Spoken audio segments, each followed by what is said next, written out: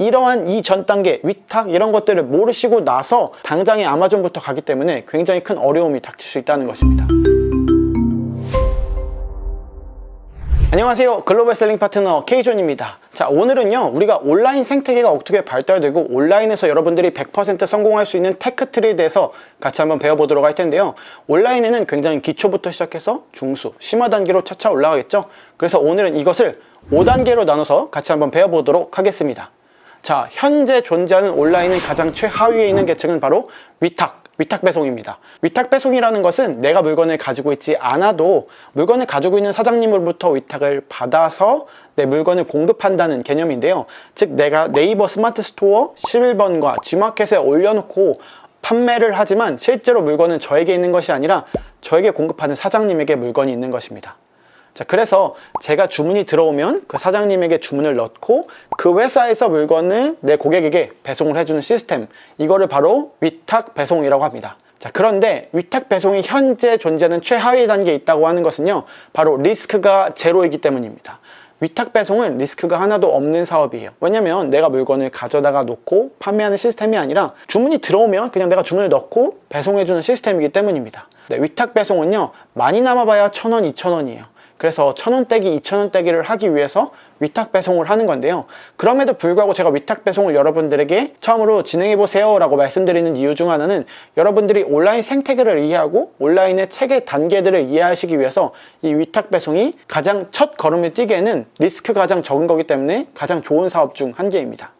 자, 그러면 이 위탁 배송을 해외 버전으로 보게 되면 해외 구매 대행이라는 걸로 가게 됩니다.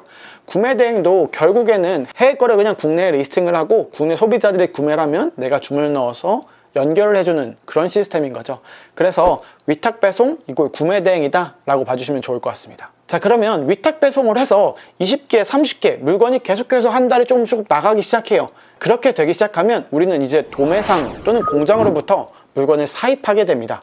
자, 사입하게 되면 기존에 내가 위탁 배송을 했을 때는 수수료를 둘이 나눠 먹어야 되니까 한 1,000원, 2,000원 밖에 안 남았던 것들이 3,000원, 4,000원 정도 마진폭이 더 커지게 됩니다.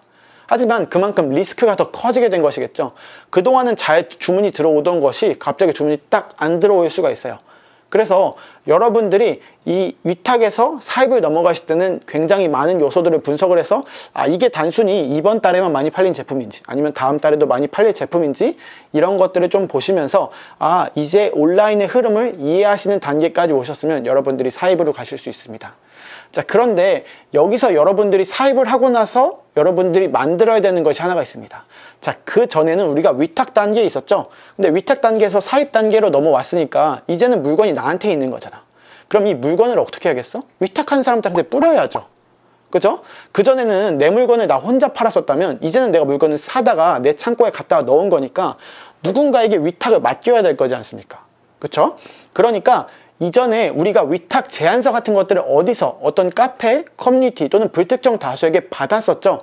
근데 이제는 그 플랫폼에 가셔서 여러분들이 위탁 제안서를 뿌리는 사람이 돼야 된다는 겁니다. 그래서 여러분들이 위탁 단계를 밟은 사람만 사입 단계로 넘어가서 그 사입 단계에서 굳건히 서 있을 수 있는 거예요. 자, 그러면 이제 사입을 해봤어. 백날 사입을 해보니까 판매는 많이 되고 매출은 증가를 하는데 실제로 나한테 남는 돈이 없는 거예요. 왜냐면 내가 마진율이 10%, 20% 그것도 고작 겨우겨우 쥐어짜야 나오는 단계였으니까요. 그래서 일반적으로 사입을 하던 사람들은 어디로 갈까요? 사입의 다음 단계, 즉 세 번째는요, 브랜드를 런칭하는 겁니다. 맨날 남의 물건 팔아보니까 돈이 안 남는 거예요. 그래서 이제는 이런 제품들을 온라인 시장에서 원하고 이런 시장의 제품이 먹히는구나를 깨달으신 분들은 온라인에서 브랜드라는 걸 런칭하게 됩니다.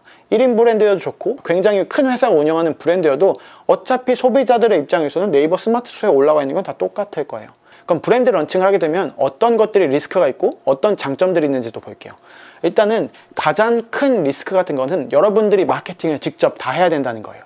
이전에 존재하지 않던 브랜드이기 때문에 블로그 마케팅부터 시작해서 인스타그램, 페이스북 그 외에도 굉장히 다수의 마케팅들을 진행을 해야겠죠. 이러한 것들을 다 알고 있으셔야지 브랜드 사업을 하실 수 있는 거니까요. 자, 그러면 어떠한 장점이 있냐면 마진폭이 커지게 됩니다. 자, 마케팅 같은 것도 들어가 있고 여러 가지가 들어가다 보니까 일반적으로 브랜드사가 모든 제품의 마진폭을 가장 크게 먹게 됩니다. 그래서 기존에는 내가 1,000원, 2,000원, 3,000원, 4,000원이 남던 것들이 이제는 2만원, 3만원이 제품 한 개를 판매할 때마다 남는 시스템이 잡히게 되는 거겠죠. 물론 모든 브랜드사가 그렇다는 뜻은 아닙니다. 자, 그러면 일반적으로 대한민국에서 이 브랜드사, 즉 위탁, 사입 브랜드까지 올라와 있는 온라인 셀러들은 그 다음 단계, 즉 4단계는 어디로 넘어가게 될까요? 일반적으로 4단계는 다들 해외 시장 진출이라는 걸 하게 되는데요. 이 해외 시장 진출의 가장 첫 번째는 아마존입니다. 그래서 여러분들이 이러한 이 전 단계, 위탁 이런 것들을 모르시고 나서 아마존으로 넘어가게 되면 처음부터 아마존에서만 우리가 장사를 해야 되는 거기 때문에 이러한 모든 것들이 굉장히 큰 어려움으로 닥칠 수 있겠죠. 인스타그램 광고도 안 해봤어, 블로그 광고도 안 해봤어, 해외 마케팅하는 방법도 모르는데 당장에 아마존부터 가기 때문에 굉장히 큰 어려움이 닥칠 수 있다는 것입니다. 자, 브랜드사가 우리가 이미 브랜드를 가지고 있는 한국 회사들이 아마존으로 넘어갑니다.